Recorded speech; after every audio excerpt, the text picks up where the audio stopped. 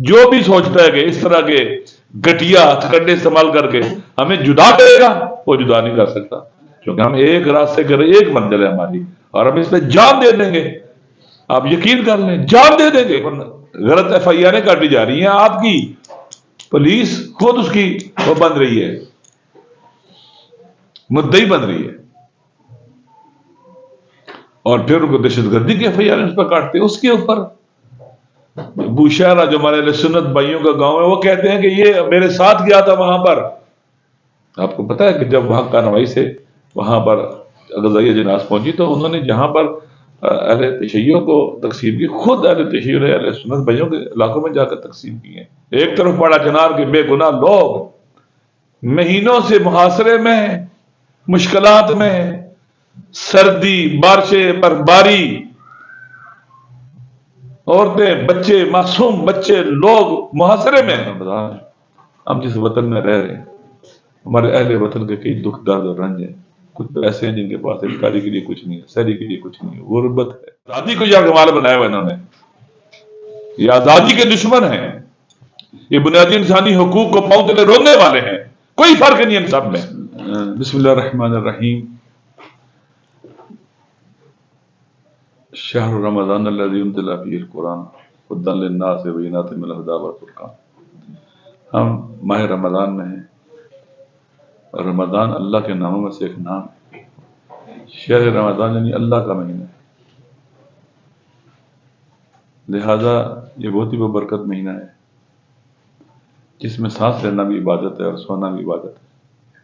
اگر انسان قربۃ الی اللہ اپنے کاموں کو انجام دے، اس کا ہر عمل عبادت ہے۔ مغفرت کا مہینہ ہے ان لوگوں کے لیے بالخصوص جن کے لیے خدا دروازے بند کر دیتا ہے، نہ ان کو دیکھنا چاہتا ہے، نہ ان کی بات سننا چاہتا ہے، ان کے لیے ماہ رمضان میں خدا اپنی بخشش کے دروازے کھول دیتا ہے کہ واپس آ جاؤ، میرے پاس آ جاؤ۔ ان کی توبہ قبول کر لیتا ہے، سنتا ہے، دیکھتا ہے ان کی طرف، ان کی بیچارگی کو دیکھتا ہے۔ لہذا یہ اللہ کی بہت بڑی نعمت ہے ہمارے لیے مہینہ، اللہ نے ہمیں پھر ایک دفعہ اس نعمت کو عطا کیا ہے، ہمیں اسے بھرپور استفادہ کرنا چاہیے۔ یہ مہینہ تہذیب نفس کا بھی مہینہ ہے، اور قرآن کی بہار کہا گیا اس کو۔ لکل شیء ربیع وربیع القرآن شہر رمضان، ہر شے کی بہار ہوتی ہے، اور ماہ رمضان قرآن کی بہار کا مہینہ ہے۔ لہذا اس مہینے کے اندر اگر آپ قرآن کی ایک آیت پڑھیں تو پورے ختم قرآن کا ثواب ملتا ہے، بہت اہم ہے۔ اگر آپ ایک دفعہ قرآن ختم کریں تو 6666 آیتیں ہیں، تو گویا آپ نے 6666 بار قرآن ختم کیے، اس قدر اہم ہے یہ۔ لہذا ہمیں ماہ رمضان کو سادہ نہیں لینا چاہیے، بہت اہمیت دینی چاہیے اس کو، اس کے ایک ایک لمحے کو اہمیت دینا چاہیے۔ نومکم فیہ عبادہ، میں نے پہلے کہا، اس میں حدیث ہے کہ سونا بھی عبادت ہے تمہارے لیے۔ انسان اگر ماہ رمضان میں داخل ہو جائے تو بعض اوقات ممکن ہے ماہ رمضان اس میں داخل ہی نہ ہو، وارد ہی نہ ہو، اپنے آپ کو پاک بنانے کے لیے کوشش ہی نہ کریں۔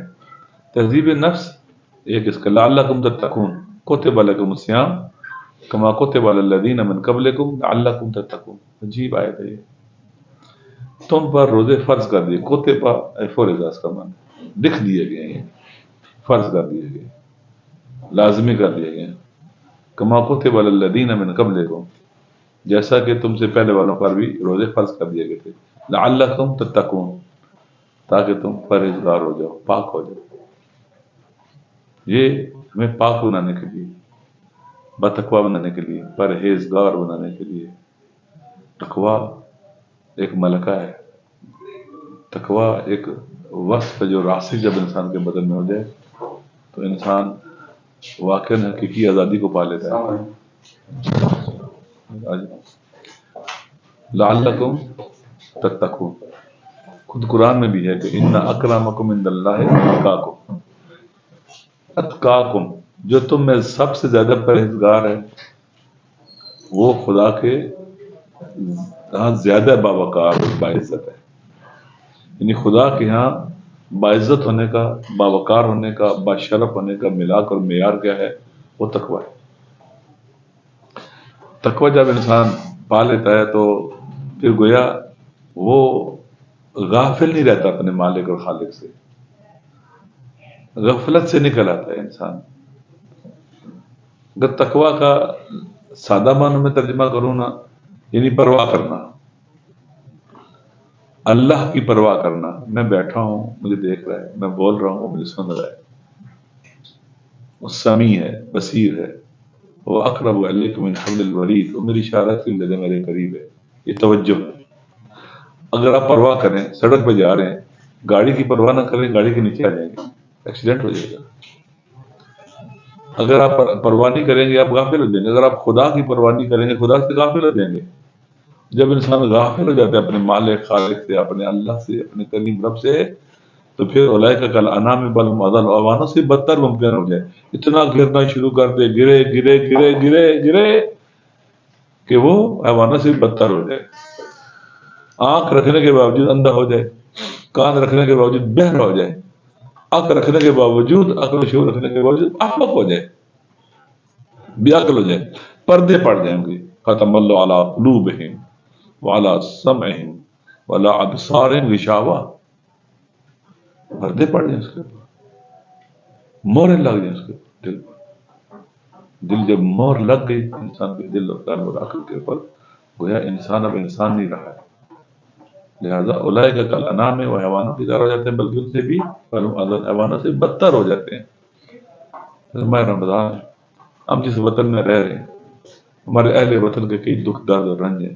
کچھ تو ایسے ہیں جن کے پاس افطاری کے لیے کچھ نہیں ہے، سحری کے لیے کچھ نہیں ہے، غربت ہے، ان کے گھروں میں غربت ہے، غربت کی خزاں ہے جو ان کی سوچوں کی زمین کو بھی بنجر کر دیتی ہے، ان کے دل و دماغ کو بھی بعض اوقات بنجر کر دیتی ہے۔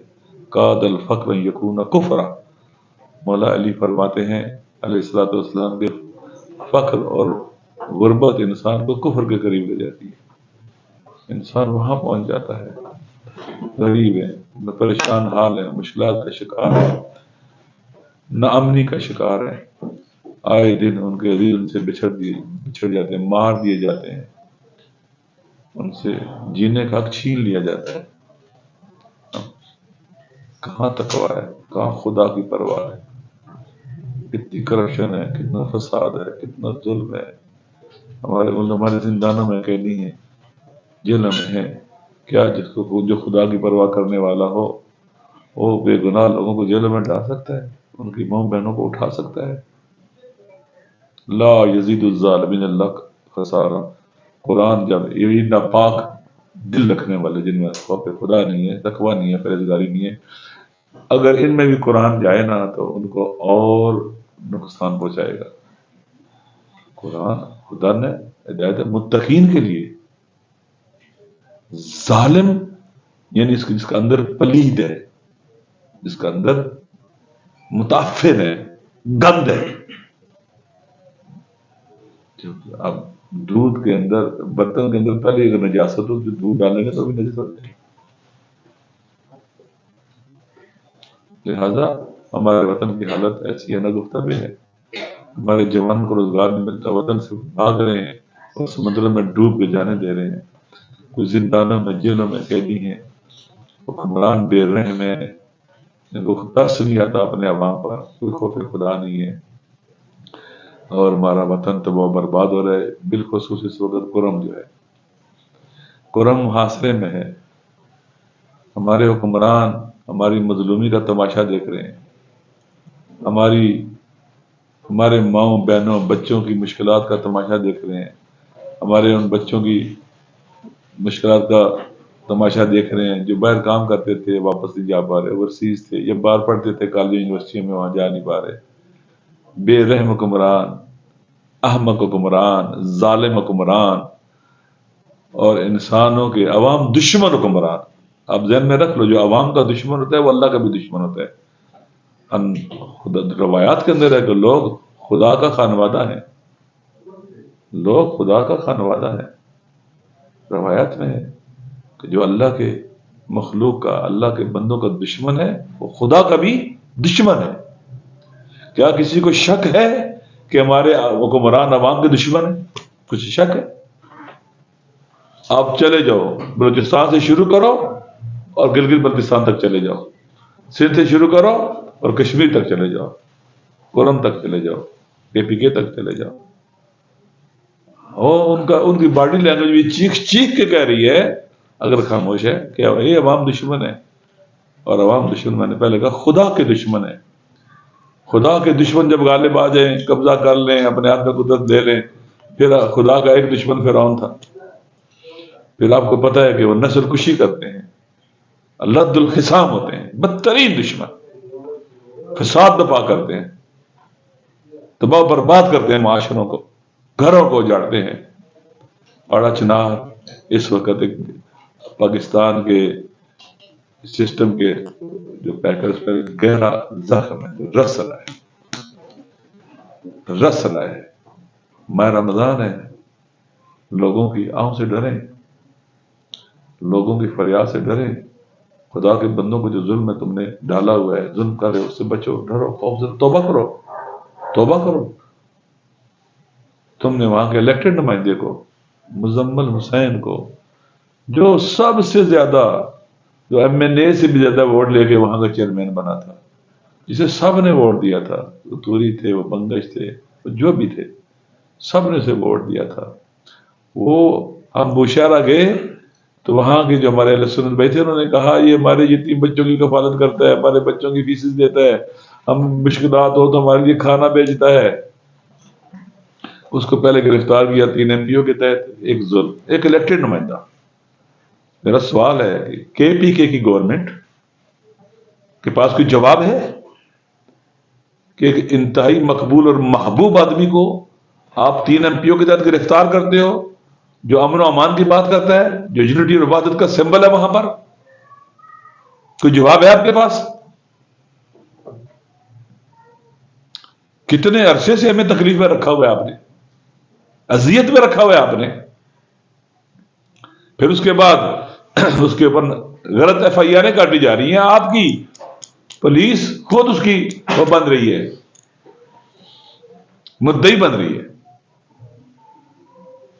اور پھر ان کو دہشت گردی کی FIR اس پر کاٹتے ہیں. اس کے اوپر بوشہرہ جو ہمارے اہل سنت بھائیوں کا گاؤں ہے، وہ کہتے ہیں کہ یہ میرے ساتھ گیا تھا وہاں پر، جب میں بوشہرہ گیا تھا ہمارے ساتھ MNAs بھی تھے، ہمارے ساتھ باقی لوگ بھی تھے، تو انہوں نے کہا یہ ہماری مدد کرتا ہے، ہمارا ساتھ دیتا ہے. یہ آپ اس کو اٹھا کے جیل بند کرتے ہو کہ وہ امن کی بات کرتا ہے، وہ وحدت کی بات کرتا ہے، وہ یونٹی کی بات کرتا ہے. یعنی آپ امن دشمن ہو جو یہ قدم اٹھا رہے ہو، تم وحدت کے دشمن ہو، تفرقہ چاہتے ہو، ناجائز FIR کاٹ کے. مجھے وہاں پر صوبائی حکومت بتلائے یہ کس بنا پر ہمارے ساتھ دشمنی ہو رہی ہے، کیوں کر رہے ہو ایسا ہمارے ساتھ؟ یہ ہمارے ساتھ دشمنی نہیں تم کر رہے، تم عمران خان کے ساتھ دشمنی کر رہے ہو. ہمارے MWM کے لوگ اٹھا رہے ہو جیلوں میں، اس کو اٹھا رہے ہو، اس کو گرفتار کر رہے ہو، اس کو گرفتار کر رہے ہو. ہم پاکستان کے اندر وحدت کا پرچم اٹھائے ہوئے ہیں. ہم اہل سنت بھائیوں کو اپنی بھائی سے بھی زیادہ اپنی جان سمجھتے ہیں. ہم وحدت کے لیے لڑنے والے لوگ ہیں. ہماری زبان سے کوئی تفرقے کی بات نہیں سنے گا، نفرت کی بات نہیں سنے گا. کیا جواب ہے آپ کے پاس؟ بے گناہ جعلی پرچے کٹتے ہیں اس کے خلاف، ہمارے خلاف وہاں پر، پھر انہیں جیلوں میں ڈال دو، آنکھوں کے اوپر آپ ڈال دیتے ہو، بند کیے ہوئے آپ نے اس کو. یہ پورے پاکستان میں تصویر جا رہی ہے. کیا جواب ہے آپ کے پاس؟ آپ تو اپنے آپ کی اپنی نسبت عمران خان صاحب کی طرف دیتے ہو. جب لوگ دیکھیں گے تمہیں کیا کہیں گے؟ یہ تصویر جو اس کے منہ پر کپڑا ڈالا ہوا ہے، جیسے کالے ڈالے والے ڈالتے ہیں. مجھے دکھ ہے، یقین کر لیں سخت اذیت اور تکلیف میں ہوں میں. ایک طرف پڑا چنار کے بے گناہ لوگ مہینوں سے محاصرے میں، مشکلات میں، سردی، بارشیں، برفباری، عورتیں، بچے، معصوم بچے، لوگ محاصرے میں. کس کے محاصرے میں؟ مان لو تم لوگ جو ایک تھوڑا سا علاقہ کلیئر نہیں کر سکتے ہو، مان لو تم نااہل ہو، تم انکمپیٹنٹ ہو، چاہے وہ مرکز ہو، چاہے وہ صوبہ ہو، چاہے وہ جن کی ذمہ داری ہے امن و امان قائم کرنا ان کی، کب تک امتحان لوگے؟ ہم کربلا والوں کے ماننے والے ہیں. تم شکست کھاؤ جاؤ گے، ہمارا صبر شکست نہیں کھائے گا، اور ہم اپنے صبر سے تمہیں شکست دیں گے. میں پورے پاکستان کے پاکستانیوں سے کہتا ہوں، یہ لوگ ہیں ہمارے پر مسلط، یہ آزادی کے دشمن ہم پر مسلط ہیں. ان کی آزادی کو یرغمال بنایا ہوا انہوں نے، یہ آزادی کے دشمن ہیں، یہ بنیادی انسانی حقوق کو پاؤں تلے رونے والے ہیں. کوئی فرق نہیں ان سب میں. مجھے دکھ سے کہنا پڑتا ہے، ہمارے پی ٹی آئی کے دوستوں کو دیکھنا چاہیے، ہمارے دکھ درد اور غم میں برابر کا شریک ہونا چاہیے. قرم والوں کے، میں کسی مسئلہ کی بات نہیں کرتا ہوں، میں کسی قوم اور قبیلے کی بات نہیں کرتا ہوں، میں سب پاکستانیوں کی، سب اہل قرآن کی بات کرتا ہوں، سب کی بات کرتا ہوں. آپ کو پتا ہے کہ جب وہاں کارروائی سے وہاں پر غزائیہ جناز پہنچی تو انہوں نے جہاں پر اہل تشیع کو تقسیم کی، خود اہل تشیع نے اہل سنت بھائیوں کے علاقوں میں جا کر تقسیم کی ہیں. وہ ہمارے بھائی ہیں، ہماری جان ہے. خدا کے لیے مجھے شرم آتا ہے جب میں لفظ بار بار شیعہ سنی کی بات کرتا ہوں، لفظ شیعہ سنی لاتا ہوں. ہم مسلمان ہیں، بھائی ہیں سارے کے سارے، ہم پاکستانی ہیں. اس لیے ہمیں پتہ ہے کہ ہمیں سزا دینے والے خود غرض لوگ ہیں. ہمیں اس لیے سزا دے رہے ہیں کہ ہم باوفا ہیں، ہمیں اس لیے سزا دے رہے ہیں کہ ہم ایثار اور قربانی کا جذبہ رکھتے ہیں. ہمیں اس لیے ہمارے ساتھ یہ زیادتی ہو رہی ہے، ہمارے ساتھ ایسا کیا جا رہا ہے، سزا دی جا رہی ہے کہ ہم نے کبھی بھی خیانت نہیں کی جس کے ساتھ کھڑے ہوئے. اور اس راستے پہ جہاں کھڑے ہیں یہ سچائی کا راستہ ہے، آزادی اور حریت کا راستہ ہے. ہم تو اپنی جانیں دینے کے لیے تیار ہیں اس راستے پہ. ابھی تو ہم نے کچھ نہیں دیا ہے، اپنی جانیں دے دیں گے، نہیں ڈال سکتا. عمران خان کو ہم سمجھتے کہ اس راستے پر سچائی کے ساتھ کھڑا ہے. عمران خان اس راستے پر سچائی کے ساتھ کھڑا ہے، ہم اس کے ساتھ ہیں. ہم پاور پالیٹکس والے نہیں ہیں، ہم اقتدار کی خاطر نہیں ہیں، ہم مال غنیمت سے بیٹھنے والے نہیں ہیں. یہ خان صاحب کو بھی پتا ہے، ان کے ساتھیوں کو بھی جو قریب ہے ان کو پتا ہے. ہم اس آزادی کی جنگ میں، وطن کے استقلال کی جنگ میں، حریت کی جنگ میں، پاکستان کو باوقار ملک بنانے کی جنگ میں، لوگوں کو ان کے حقوق دلوانے کی جنگ میں، عدل کے نفاذ کی جنگ میں ہم انشاءاللہ کبھی اس راستے کو نہیں چھوڑیں گے اور عمران خان کے ساتھ کھڑے رہیں گے. ذہن میں رکھ لو، جو بھی سوچتا ہے کہ اس طرح کے گٹیا ہتھکنڈے استعمال کر کے ہمیں جدا کرے گا، وہ جدا نہیں کر سکتا، کیونکہ ہم ایک راستے کریں، ایک منزل ہے ہماری، اور ہم اس پہ جان دے دیں گے. آپ یقین کر لیں، جان دے دیں گے، پیچھے نہیں ہٹیں گے. ہمیں نہ کوئی لالچ سے خرید سکتا ہے، لالچ دے کے ہمیں راستے سے ہٹا سکتا ہے، نہ ڈرا کے ہٹا سکتا ہے، نہ دھوکہ دے کے ہٹا سکتا ہے. ہم انشاءاللہ اس راستے پہ ڈٹے رہیں گے. پاڑا چنار کے مظلوموں کا صبر اور ان کی جو آہیں خدا کی بارگاہ میں جاری ہیں، ان ظالموں کو ذل و رسوا کرے گا، اور آپ دیکھیں گے یہ نشان عبرت بنیں گے انشاءاللہ العزیز. خداوند متعال کی بارگاہ میں دعا ہے ماہ رمضان میں ان مظلوموں کی نصرت فرمائے، اور ہر وہ شخص جو اس حساس دور میں جب پاکستان کے عوام اس ملک کو آزاد کرانے کے لیے اکٹھے ہیں، حقیقی آزادی کے لیے اکٹھے ہیں، ملک کے اندر رول آف لا کے لیے اکٹھے ہیں، آئین کی سپریمیسی کے لیے اکٹھے ہیں، اور یہ پشت میں خنجر مارنے والوں کو خداوند متعال انشاءاللہ ضرور رسوا کرے گا اور ان کے عبرتناک انجام تک انہیں خدا لے کے جائے گا. والسلام علیکم ورحمۃ اللہ وبرکاتہ.